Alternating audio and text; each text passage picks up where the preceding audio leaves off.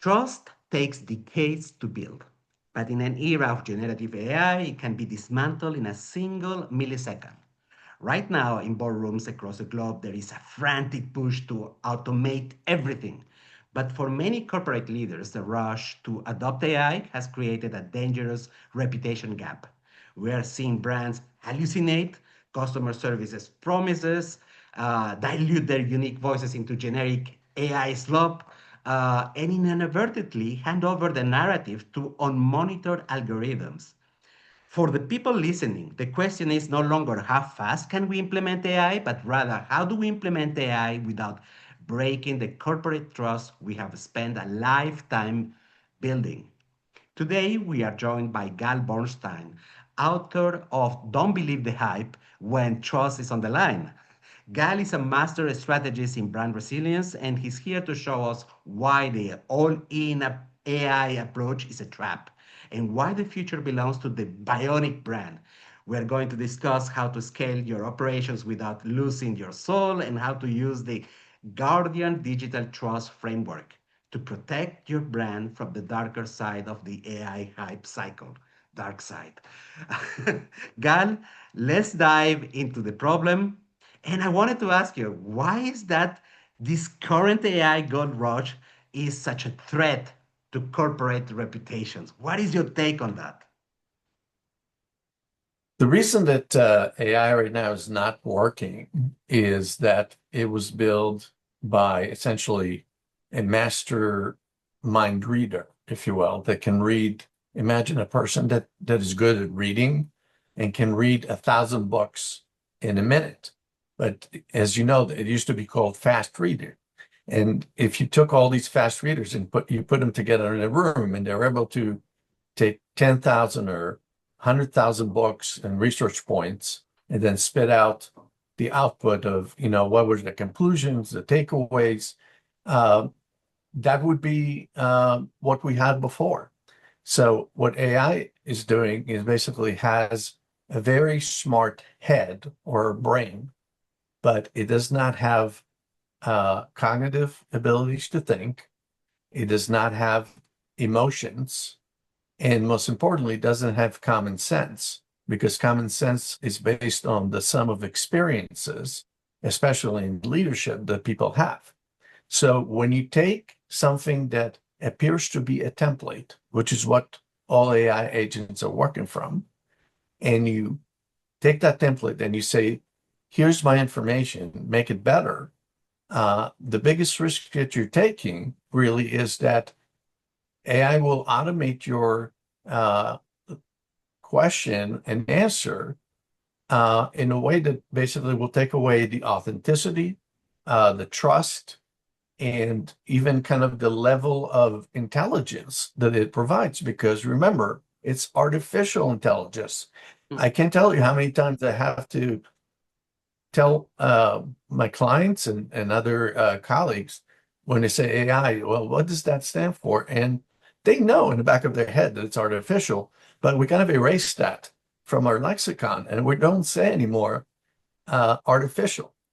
And artificial is exactly the answer to what you talked about. So it might appear to be working, but the latest example I can give you literally from a day ago, I received hundreds of spam emails, of course, and through LinkedIn, through different places, and they all really kind of want to kind of create a connection.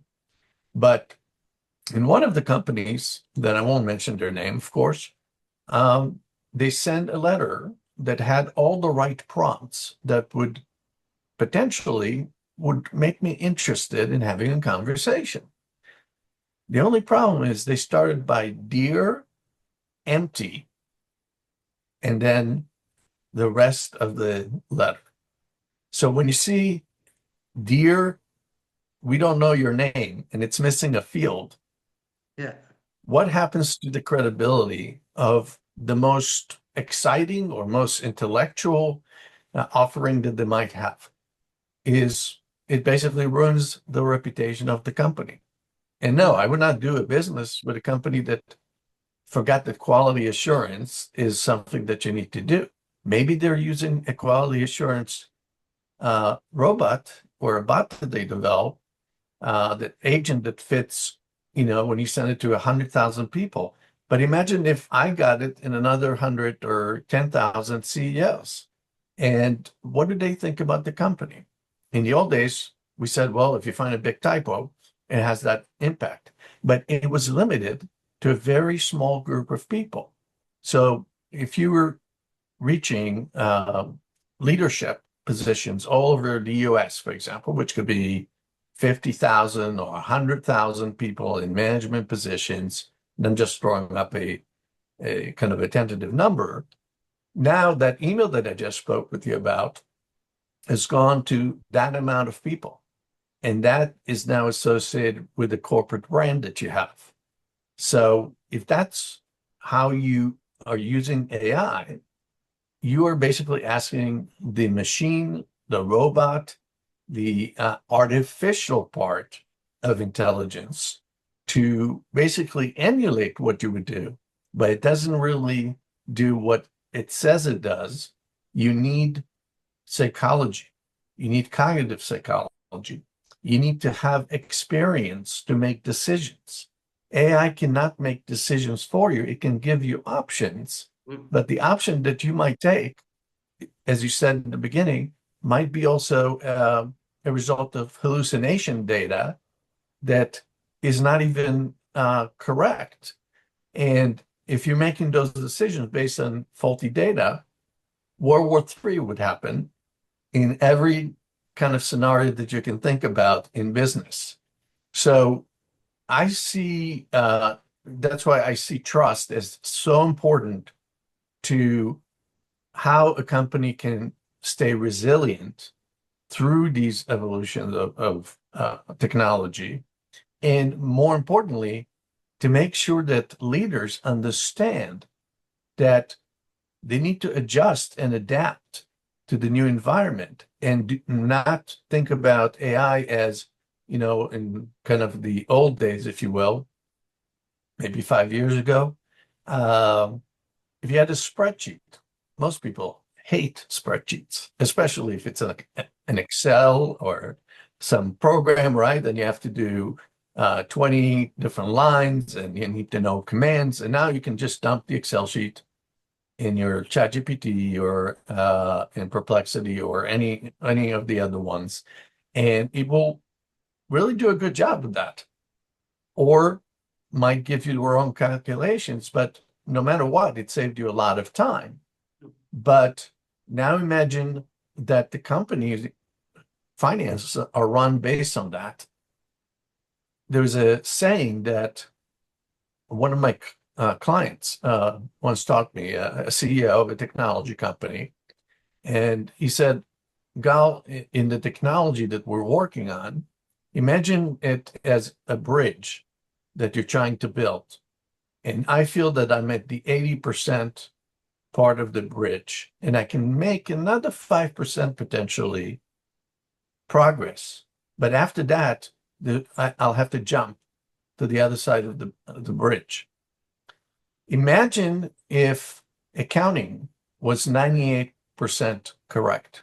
Imagine if accounting was 90% correct. Would you like that as a person? That's where trust breaks. So the implementation, if you will, and the reason I wrote the book, Don't Believe the Hype, is to say, number one, you cannot automate a process without knowing what is the purpose and what is the objective that you have. It can't be just mass duplication or mass replication. It has to really start with authenticity. It got to have the company's cultural values. It has to have leadership in the company that doesn't delegate things to machines without knowing what's happened the day after. And that's really where the biggest mistake. I see companies that are have a beautiful brand, if you will, in terms of kind of intimacy, in terms of kind of taking care of their customer service, but they're such in a rush to implement AI because it seems like all their competitors are doing it. And because maybe it's a what we call a sexy word in marketing to say that you have AI enabled, AI proven, AI whatever, it sounds like you know something that the other guys don't. Companies are relinquishing control. And when relinquished that control without having a plan, without having that judgment, human judgment, what you have is just a recipe for disaster. Mm. You mentioned a word that really resonates with me is because I'm thinking about Ivan back in 25 years ago when I was out of my engineering school. Emotions. You mentioned emotions. Back in the days, I thought that emotions were more a hurdle rather than a solution because when you, in order to take a decision, you remove emotions, then it looks like the path is a little bit more clean. But as you said, and this is something that I have learned in the 25 years later, during that period, during that journey, is that it's not if you are going to interact with humans, you need to have this level, a certain level of emotions, one to understand them, and one to put contextualize the content of what you're saying into into another path of communication to the person. So it's not that emotions, in principle, emotions are bad to take decisions, but in order to communicate and interact with others, you need these emotions, and that is something that currently is lacking. But does it mean Absolutely. that it will that AI cannot learn to mime in the same? Because if we think about it, our brains are also miming behaviors without us knowing. That's why we have a couple of things coming from our parents, from our friends, from the circle of influence, the cultural side of like I still have a couple of things that are very Latino ways. So we live under their influence, right?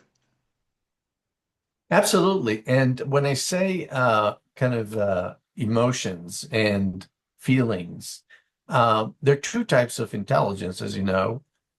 One is kind of what you're describing in terms of how we feel, but the Mm. second one is emotional IQ, which essentially decides whether you have the ability to take data and understand how to use it in the same way that in the past, a leader basically would sit in a boardroom, he'll enter the boardroom or she will enter the boardroom, and immediately they would do something that was called read the room, read the temperature of the room.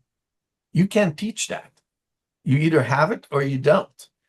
There's no course that you can take successfully if the human being, and in that case, leaders and CEOs of companies that have so many responsibilities before they even sit down in their chair for that executive meeting, that everyone is going to give them reports, that you need to be able to read the room, how to bring sensitive topics, right? And then on top of that, you got to show that you care and that you're authentic about it. So if somebody uses the F word, if somebody uses foul language, or if somebody start dancing on the table and singing a song just to make sure that their executives are kind of paying attention, because it looks like everybody's on their phone now, right? And doesn't even lift their head unless they're called upon by somebody that feels offended. So I think there are two types of emotions that are tied to the word learned and experienced. And if we're able to connect those things to AI over time, I don't expect that to happen tomorrow. I think the most likely situation is we're going to learn from colossal mistakes that will likely Mm. humiliate very large companies because somebody didn't do the right analysis or somebody delivered the message without checking what is really going on. And I'll give you a very quick example of that because in my line of work, advising a lot of CEOs, in the technology sector, especially, they have the smartest minds and the best possible solutions. But let's say that they give their marketing department a market research project, and the market researcher says, well, I need to do it in 1 hour. So let me use our AI agent to do the search a lot quicker and come up with references or citations that prove the numbers. So maybe it's going to be 80% correct. Maybe it's going to be 100% correct. But in my experience, I always tell my clients, ask ChatGPT after they printed that list of citations for you to proof itself and redo it again and tell me if they believe that they're precise. Lo and behold, ChatGPT or Claude come back and say, I'm sorry, I screwed up. The citations that I gave you were not correct. Let me do it again. So now what is your trust level in that data? But imagine that that exercise didn't happen. And you took the data and you ran with it to your CEO. And then the CEO is making a statement about 50% of the population doesn't have blue hair. I'm just making it up. That's really kind of where intelligence cannot exist without the humanity, the judgment that comes from obviously academic knowledge, business experience, interaction with other human beings to know what is really important and what's not. And then at the end, create an ecosystem of trust that allows somebody to tag the CEO before they make a presentation and say, hey, Bob, or anybody else, Catherine, we have a problem and I need you to see it before you actually go and do kind of a press conference using that number. Maybe there's another way of doing it. So I think that's really kind of the issue that we're dealing with. And that's why the ecosystem of trust is something that I focus on, because being in public relations and branding and marketing, it's all about getting companies to grow. It's all about retaining your existing base of clients when your competition is trying to steal it from you, and then create something that is new so the company can own something that differentiates itself in the marketplace. Your message is not like, don't go and use AI or wait and see. No, no, no. Your message is a little bit deeper. In fact, in your book, you introduce the Guardian Digital Trust Framework. And my question is, for a leader currently deploying Gen AI, which of the pillars of this framework is most critical to preventing a total collapse of brand reputation? Well, the system, if you will, that I created was started by saying, let's look at an executive management team internally within a corporation.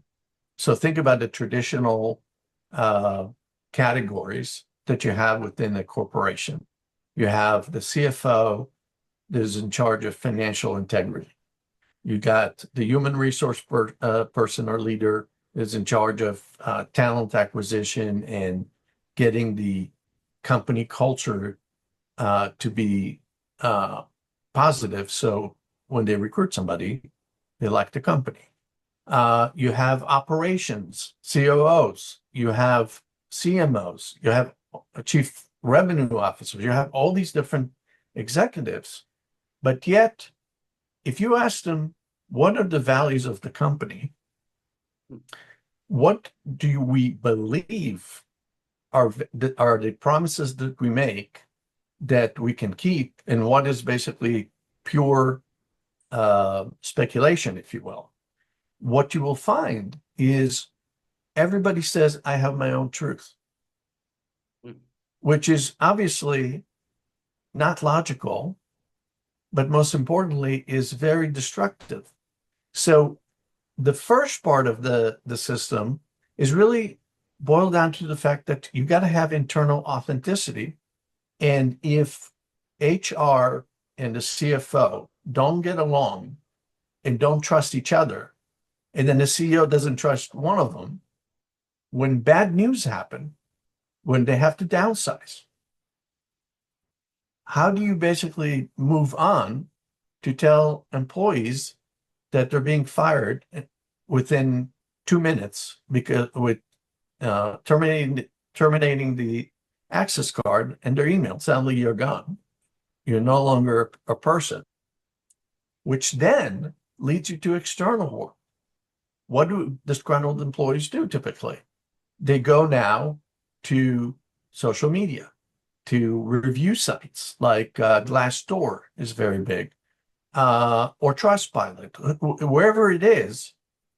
The employee now basically would say something along the lines is, I can't believe they did that. I've worked here for 10 years and have a list of complaints that make the company look really bad. And then that gets picked up by Google. And before you know it, that's the new engine that includes AI picks up. If you ask them, so how's this company, right? So the key elements for the internal part is, number one, to start by saying, we know we don't all trust each other.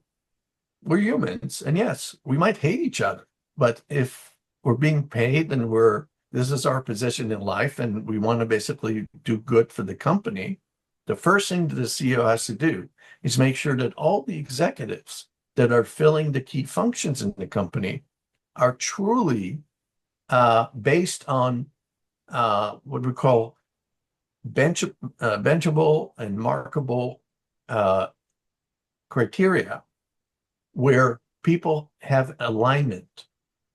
And that alignment is really focused on, think about it in the simplest way. Let's start by benchmarking what we have in a room from 0 to 10. I call the trust index. And every company might have a different one at a 5, at a 6, at a 0, at an 8. But at the minimum, if we're making claims about the brand outside, do we believe in it inside the company? Mm. And then you shift, and then you basically know we're at a 3 right now. Let's work as an executive management team to fix it so we can be at a 6 or at an 8. That measurement does not exist in corporate America and in corporations around the world, because the idea is, how do you produce repeatable and predictable outcomes at scale, which is, capitalism and industrial linear thinking. The problem is brands of companies are not made out of linear thinking. They're a feeling. They're a differentiation that comes from an emotion. So imagine that the executive management team needs to do that. But then the second part of the system is to ask the very simple question, which obviously has a lot of complexity to it, but behind it is, what do people think about us on the outside in? When we talk about our quality assurance, when we talk about the factory workers, when we talk about our financial being. And most companies don't really listen to what is going on outside unless it appears in the New York Times, the Wall Street Journal, or could be just a technology sector that has 2 or 3 magazines. So that is going to be the professional kind of talk that is going on. But in reality, now you have employees and you have customers that can go to, let's say customers can go to Trustpilot and review a product. So imagine that you don't look at those things. You just look at what can cause a lawsuit today, because it's called risk management and governance, right? But you completely ignore the fact that social media and social sites that review the company are now basically saying quite the opposite of what you believe your product does or your product could do. So it is very important to have a listening operation that is not spying on anybody, because it's public information that you can find if you basically incorporated the reviews about employers in Indeed or Glassdoor. Or if you looked at the product performance, if you go to Amazon, Amazon basically is kind of the mecca, if you will, of, if you want to buy a product, what's the first thing that you're looking for if you didn't know about it? You're looking at how many stars does it have and how many people reviewed it. That gives you assurance of a kind. Or if it's a bad review, don't buy it. They don't say don't buy it. They still have it there, but chances of you buying it are very low unless it's like 80% less. And if it's 80% less, you're still going to ask the question, why is it so cheap? Well, maybe it's a Temu product, or maybe it didn't really sell anything because it doesn't work. So they'll still keep it there. But if we don't pay attention to it, if we're kind of from the corporate side, are not looking at what is really the opinion of people on the outside, we miss a huge point. And the third part of it is employees. Employees need a company culture. And a company culture has been defined in the past few years, especially in the tech sector, where they're trying to attract very high talent that is young and is willing to work 80 hours for equity in the company, right? So these employees come in with the idea that the company culture might be, I can leave early, I can have more paid time off. There's a ping pong table. There is a coffee bar where you can get latte and you can get regular coffee. That's not the culture. That's basically candy that is being given for people to think that they have a culture.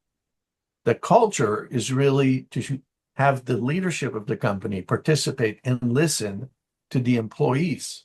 So if you think about executives that need to be listened to and exchange opinions and build that trust index. Second, think about what people are thinking about you from the outside. And the third, having a channel for employees to participate in that trust index. So making sure that they believe that the promises that we make are the promises that we keep. And if there's a fissure, if you will, and a complete disconnect, and employees, or let's say a technology company is going to be like head engineer, and says, what we tell the people on the outside, I don't trust it. I don't think it's true. The numbers show that it's not true, but we're still basically going along with it. So any one of those, the opposite of trust is what? A lie. And a lie has very short legs, said a very famous author in the past. It doesn't go very far if it's not firm in the ground and has full legs, if you will. And if you go back to that, this is what it's about. So I am not advocating that everybody should get along and trust each other. But if you're on the management side, you have to have at least transactional trust, which means whatever you're working on and the millions of dollars that you spend to make something that will yield more money, that the promise that we make is the promise that we keep. And that goes to the next part, which is narrative. A brand from the inside creates a promise or a narrative. And for years and for the entire lifetime of advertising and branding, people make up a line and a promise. And before the social media, you could basically say whatever you want.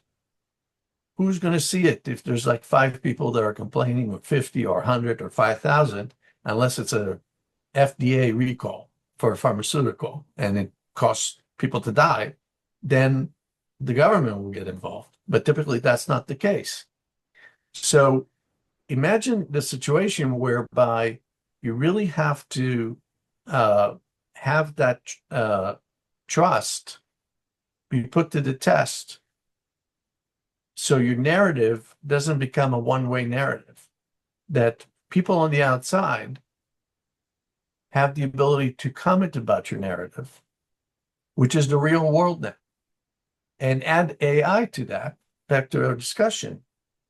There are AI bots that all they do is generate fake reviews that change the narrative.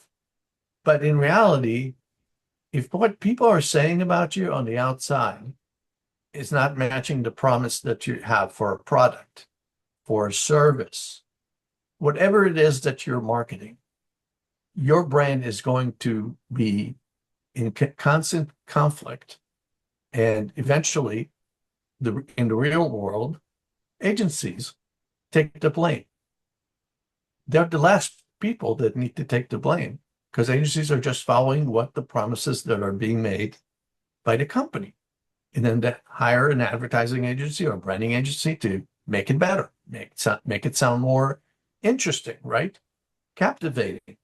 Well, the agency can only work with the data that's being given, and the data that's being given can only work that far if it's based on fallacies.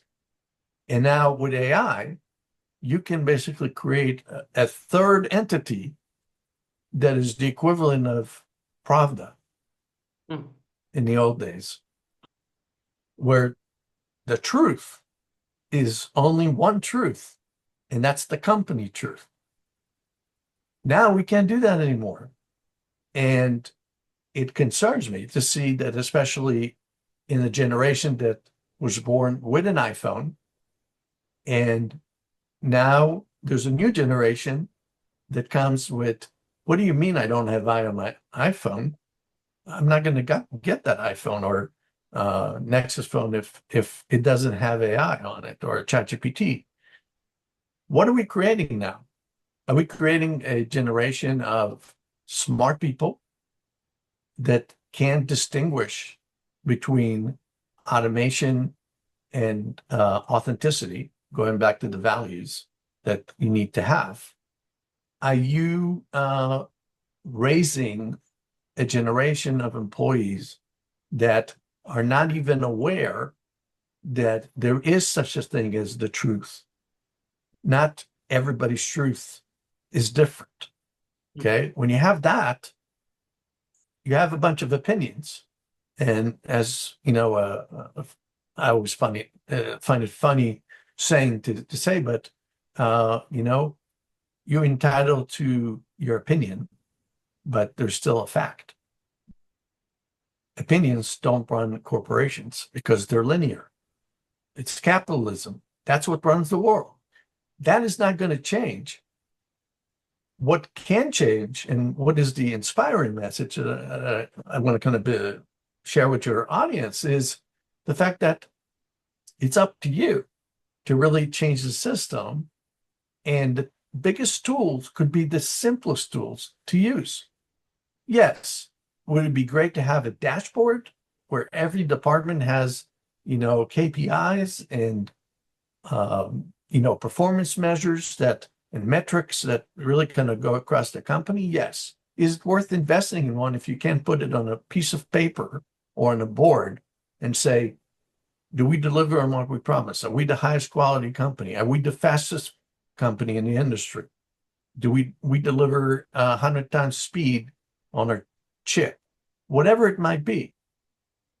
If you don't get that right, and then your company culture is giving away candy, but not having integrity and honesty, you're going to get and recruit employees that got in for the wrong reasons, and it will create turnover a lot faster than you think. Because now in the new era of AI and digital, where you can see opportunities. If you're trying to get a job, okay, it used to be, you live in your town, they tell you go network, look on LinkedIn. Well, the geography is gone. You can have employees all over the world, and they all basically come from different backgrounds. So what do? Trust. And digital trust is simply the manifestation to say you still need to have the human trust, but you got to have also a system to make sure that you benchmark where you are today, where there are failure points, where there are success points. And there might be mostly success points, but the one that you disregarded kills your business. Oh, yes. Gal, you have this conversation is going into a direction that I wasn't forecasting. The fact is that today for any business, the risks are higher than 20 years ago because not only we have visibility and recycling of any reputation reviews from different websites, and AI is consolidating, reconsolidating because between AIs they read each other by the way. And then we have this, let's call it dark influencers or bots who are going to pick in the micro detail, the small little fuck up that you have done in your company and expand it and just forward it saying, wow. Yeah, it's mass replication. Yes. And it's like taking a Xerox machine and copying something that has a bunch of typos. And now a new Xerox machine comes to the world that can do it and, kind of copy the same thing a million times. Oh, yes. If there's no professional that actually reads what's on that piece of paper, that Mm, knows strategy, mm, whether it's in finance, whether it's human resource, whether it's the CEO. And I put a lot of the weight on the CEOs because CEOs, that's your job. Your job is to not just report earnings, is to build something that can be scaled. And you can't scale a company if it doesn't have a unified culture, if people believe that what they sell has value. And certainly big companies have done it. mm, But the rest of the companies are not doing it. And in fact, they're doing the opposite. They're saying, let's get an AI bot to take care of it. And the result is losing the resilience of your brain. mm. And it would take 3 years and probably 500 more percent more resources to get you to where you were before, which is amazingly expensive and sometimes not feasible for a company. So what do? Change the name of the company? Yeah, you can change the name of the company, but I can tell you from experience of working with companies that rarely works because it takes a whole new generation of customers to actually know that, uh, Kentucky Fried Chicken is now KFC. The new generation doesn't even ask the question, what is KFC? Well, originally it was Kentucky Fried Chicken, which, by the way, is coming back now. People like fried food and it's coming back, no matter what the health recommendations are. So you need to pay attention to these things. And again, connecting the dots between internal management, employees that can give you real feedback, and then listening to what the street is saying, not the customers, but the actual social media uh, outlets is really what fixes everything because it allows you to have a picture of where you are. And again, I don't claim that if you're at the 3, you're a failure. This is your benchmark.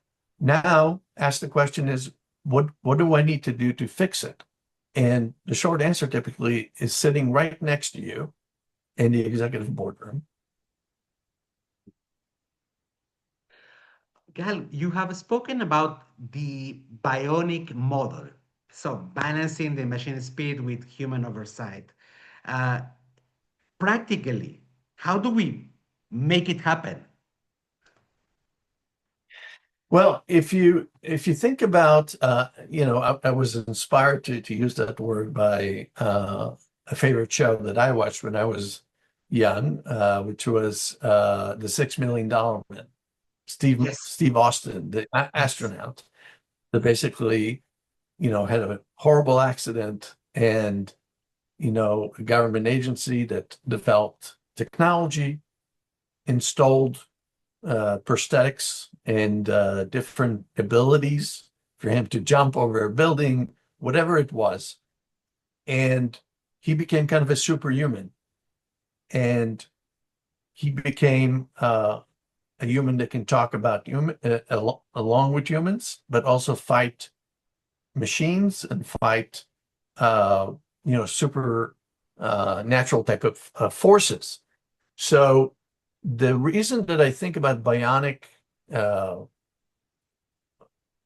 bionic brand, if you will, is like we said at the beginning, AI could be the best thing that ever happened to you if you are able to incorporate it and think about a body that might has a weak heart, might have uh, slow brain, might have any kind of parts of the body that hinders you from being successful. The bionic person of the future, which is the Bionic Executive, is the one that basically doesn't say, let's do AI before we know what we're going to do with it. It's based on strategic evaluation of what customers will need, and then how the executives are able to pick tools and use them to actually become superhuman or bionic when you put him against another executive that basically says, I'm afraid I'm going to lose my job if I come up with a bionic solution. So it is back to Steve Austin, a man barely alive, as it starts in the beginning, and the $6 Million Man concept that Steve Austin never actually was portrayed in that series as a dummy. He was very smart. He had emotional intelligence. He had feelings. He was falling in love with somebody. All these things were happening as he had hardware. The same thing, the hardware is what AI is. And the executive is that human. And if you can't basically connect the dots in the right places, you will produce a robot, not a integration of the best of the two areas that we just spoke of. Hmm. Gal, let me summarize some of the things that I have understood. Today, AI can, if it doesn't have the oversight, can destroy a brand reputation. But at the same time, you cannot live without AI, but you need the either your famous framework to be put in place so that there is an oversight on what AI is generating as content. Another advantage about AI is that it can monitor what is going on about your brand today, because it's enough of the times where we're paying millions of dollars to a market research company, when today AI can read any sources of whatever is being said in the whole internet and even in the dark web and whatsoever. So Yes. that is possible. But having the human involved on the whole process will ensure that, as brand are not elements that are like my engineering studies that were only factual, but there needs to be an emotional dimension. We need a human in order to validate that the understanding of the content that is going to be produced, put out there, it is making people feel what you expect. And for that, you need to be a little bit more human than just the Gen AI XYZ. Is that correct, what I understood, And guys? yes, I think you nailed it. And I think another interesting kind of phenomena that is hurting our ability to create culture, in my belief, is the political correctness of what people can talk about, even at the workplace. There's so many guidelines. Obviously, it's great that we have evolved into humans that actually can respect other humans, and we want that to continue. Uh, whether it's the way genders interact, whether it's different technologies, anything that has to do with that, and having respect for each other, of course, no matter who you are. That's great. But sometimes when you create an environment where you're afraid of what you're going to say is going to upset somebody because of a completely and totally non-related issue, and you become basically like a recluse, you become like a monk sitting in an executive boardroom, and you're not going to share your opinion because it might offend Edna, or Edna might offend Fred, on a human level, because of cultural evolution that has not been finished yet, and it never does. It's a human, our society is a human experiment, and it continues. And there's never going to be a perfect environment. But what I encourage, when I think about it, people to do is to be themselves, be authentic, make sure that you're able to be yourself in the executive management team, because you wouldn't be there if they didn't think you're smart. Now, you wouldn't be there if it was an issue of not having emotions, but don't let the rules stop you from becoming more authentic and bringing your ideas, even if the idea is completely out there, so people can give you some feedback. And the companies that do that and don't basically start the day by saying we have 25% from the next category, we need another 25% of that category, whatever it may be, which has nothing to do with the actual idea and the company and the values and what we're trying to achieve, which is building trust. That basically ruins a great opportunity to be successful. So, to be perfectly clear, there's always going to be upheaval and chaos and opportunities for new ideas to become rights of people to participate and to be seen, to be heard. But if you're sitting in an executive management room and everybody looks alike, or they all look different, but not when you ask the questions about how can we trust each other? How can we develop the cultural values of the company? Ideas come from diversity. And if you kill the diversity, you get nothing, or you get basically kind of a big box, but there's nothing in that box. Gal, I have a question that is out of mere curiosity. I have seen that more and more the use by corporation of influencers, but it's not like the nice 18 years old person who is going to show a product. It is the kind of person who is going to go into the dark side, promote negative ideas about competition, or highlight or nudge people to believe a promise that is not real. That has is being used by governments and by certain industries. Let's say tobacco, liquor, whatever, guns, or pharmaceuticals. But sometimes, yes. Is it a thing? Should we worry about that? If a CEO is listening to us, should they do something about it? Absolutely. The short answer to what you kind of described is crisis communications. We need to be on guard at all times with the notion that with the new hunting tools that people have, with AI slingshots, if you will, David, you are David, and suddenly there's a Goliath that comes along. But sometimes Goliath becomes David and David becomes Goliath.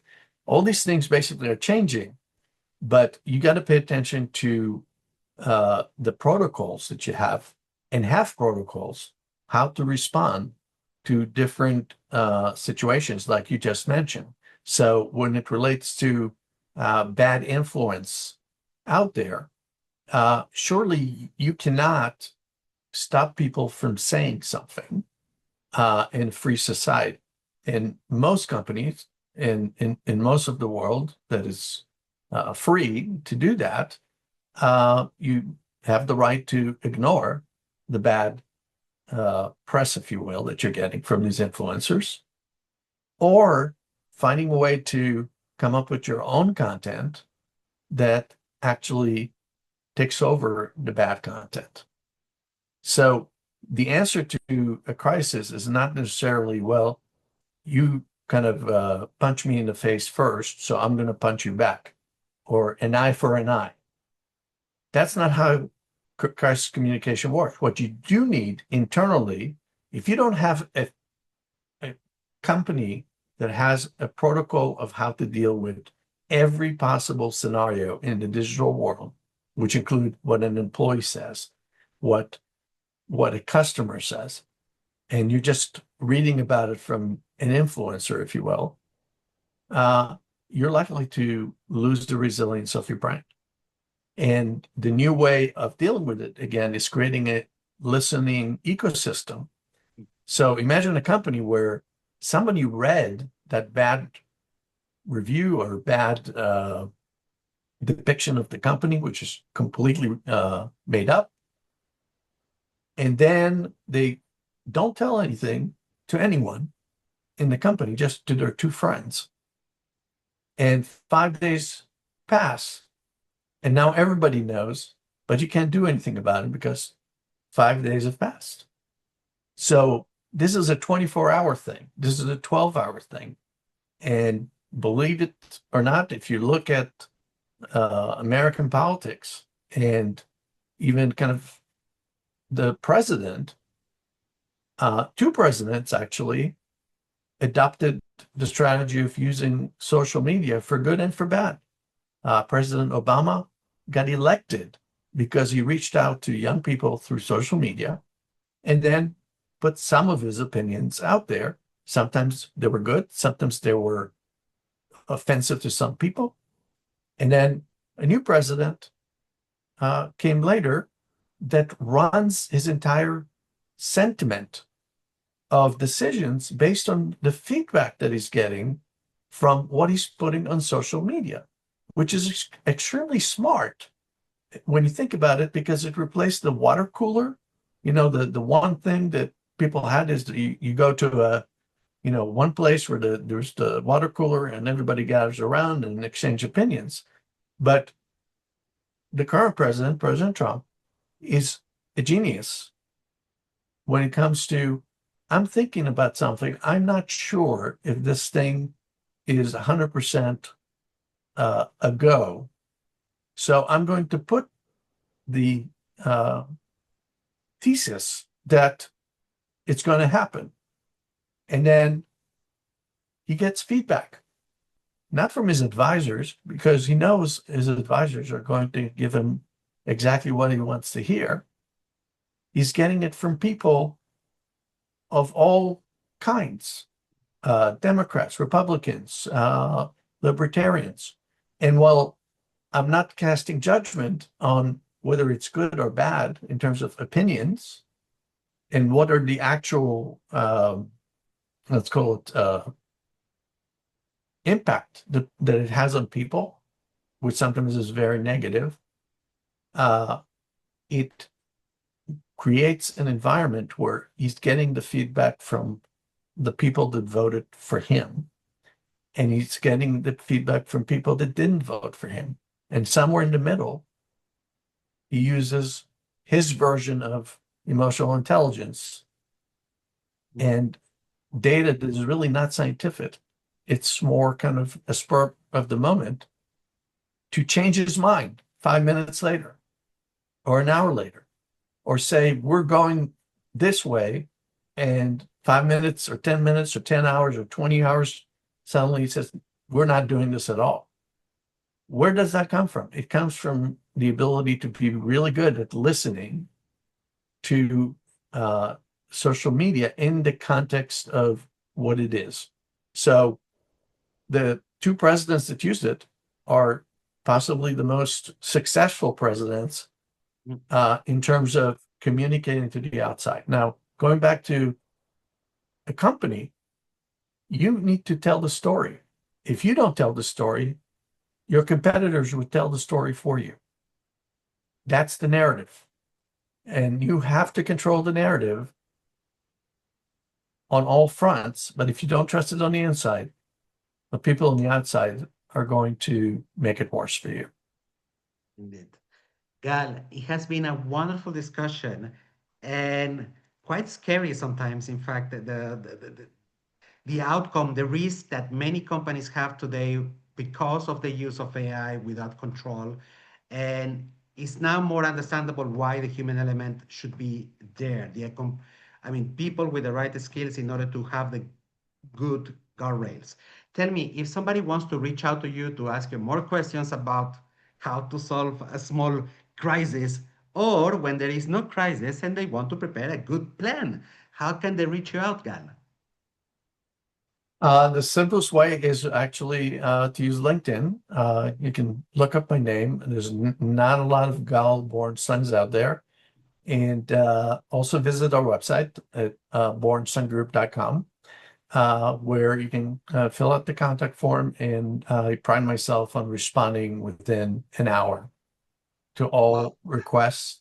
And in fact, for your listeners, I have an offer uh, to give 10 complimentary groups to the first group of people that contacted you directly and said, yeah, I want to read this book.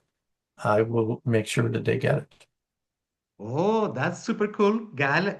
Thank you very much. I think that I'm going to be putting, of course, the link to reach you out in LinkedIn, your website, and the link to your book. But I'm going to mention the promise that you have made about the 10 complimentary books. Thank you very much, Gal. It was wonderful to speak to you. Thank you so much for having me.